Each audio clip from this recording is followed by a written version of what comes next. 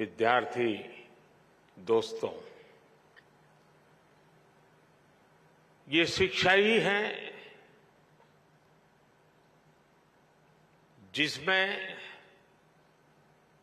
देश को सफल बनाने, देश का भाग्य बदलने की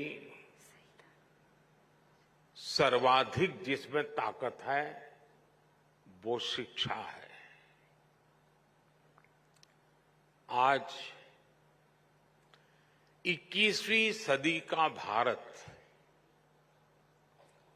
जिन लक्ष्यों को लेकर आगे बढ़ रहा है उसमें हमारी शिक्षा व्यवस्था का भी बहुत ज्यादा महत्व है। आप सभी इस व्यवस्था के प्रतिनिधि हैं, ध्वजवाहक है। इसलिए अखिल भारतीय शिक्षा समागम का हिस्सा बनना मेरे लिए भी अत्यंत महत्वपूर्ण अवसर है। मैं मानता हूं विद्या के लिए विमर्श जरूरी होता है, शिक्षा के लिए संवाद जरूरी होता है। मुझे खुशी है कि अखिल भारतीय शिक्षा समागम के इस सत्र के जरिए हम विमर्श और विचार की अपनी परंपरा को और आगे बढ़ा रहे हैं। इसके पहले ऐसा आयोजन काशी के नवनिर्मित रुद्राक्ष सभागृह में हुआ था। इस बार ये समागम दिल्ली के इस नवनिर्मित भारत मंडपम में हो रहा है। और खुशी की बात यह है कि विधिवत रूप से भारत मंडपम के लोकार्पण के बाद ये पहला कार्यक्रम है कि पहला कार्यक्रम शिक्षा से जुड़ा कार्यक्रम हो रहा है। साथियों,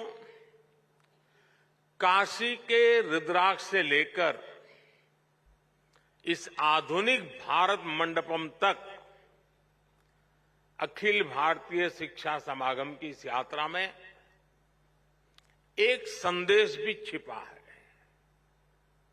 ये संदेश है प्राचीनता और आधुनिकता के संगम का। यानी एक और हमारी शिक्षा व्यवस्था भारत की प्राचीन परंपराओं को सहज रही है,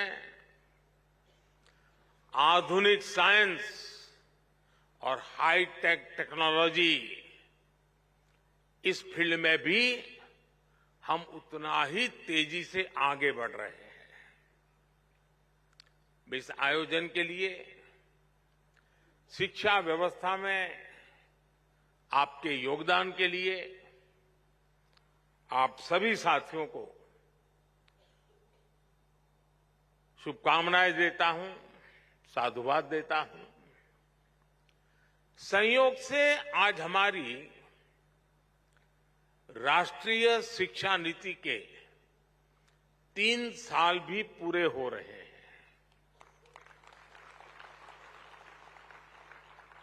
देश भर के बुद्धिजीवियों ने, एकेडमिशियंस ने और टीचर्स ने इसे एक मिशन के रूप में लिया और आगे भी बढ़ाया।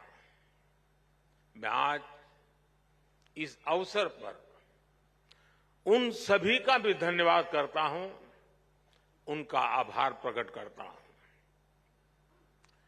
अभी मैं यहां आने के पहले पास के पेविलियन में लगी रही प्रदर्शनी देख रहा था। इस प्रदर्शनी में हमारे स्किल और एजुकेशन सेक्टर की ताकत को, उसकी उपलब्धियों को दिखाया गया, नए नए इनोवेटिव तरीके दिखाए गए। मुझे वहां बाल वाटिका में बच्चों से मिलने का और उनके साथ बात करने का भी मौका मिला। बच्चे खेल खेल में कैसे कितना कुछ सीख रहे हैं, कैसे शिक्षा और स्कूलिंग के मायने बदल रहे हैं, ये देखना मेरे लिए वाकई उत्साहजनक था। और मैं आप सबसे भी आग्रह करूंगा कि कार्यक्रम समाप्त होने के बाद जब मौका मिले तो जरूर वहां जाकर के इन सारी गतिविधियों को देखें। साथियों, जब युग बदलने वाले परिवर्तन होते हैं तो वो अपना समय लेते हैं। 3 साल पहले जब हमने राष्ट्रीय शिक्षा नीति की घोषणा की थी तो एक बहुत बड़ा कार्यक्षेत्र हमारे सामने था। लेकिन आप सभी ने राष्ट्रीय शिक्षा नीति को लागू करने के लिए जो कर्तव्य भाव दिखाया,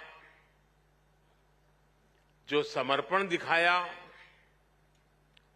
और खुले मन से नए विचारों का, नए प्रयोगों का स्वीकार करने का साहस दिखाया, ये वाकई अभिभूत करने वाला है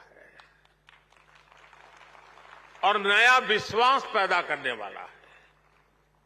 आप सभी ने इसे एक मिशन के तौर पर लिया है। राष्ट्रीय शिक्षा नीति में ट्रेडिशनल नॉलेज सिस्टम से लेकर फ्यूचरिस्टिक टेक्नोलॉजी तक उसको बराबर एक बैलेंस वे में उसको अहमियत दी गई है। प्राथमिक शिक्षा के क्षेत्र में नया पाठ्यक्रम तैयार करने के लिए, क्षेत्रीय भाषाओं की पुस्तकें लाने के लिए, उच्च शिक्षा के लिए, देश में रिसर्च इकोसिस्टम को मजबूत करने के लिए देश का शिक्षा जगत के सभी महानुभावों ने बहुत परिश्रम किया है। देश के सामान्य नागरिक और हमारे विद्यार्थी नई व्यवस्था से भली भांति परिचित है। वो ये जान गए हैं कि 10+2 एजुकेशन सिस्टम की जगह अब 5+3+3+4 ये प्रणाली पर अमल हो रहा है। पढ़ाई की शुरुआत भी अब 3 साल की आयु से होगी। इससे पूरे देश में एकरूपता आएगी। हाल ही में संसद में नेशनल रिसर्च फाउंडेशन बिल पेश करने के लिए कैबिनेट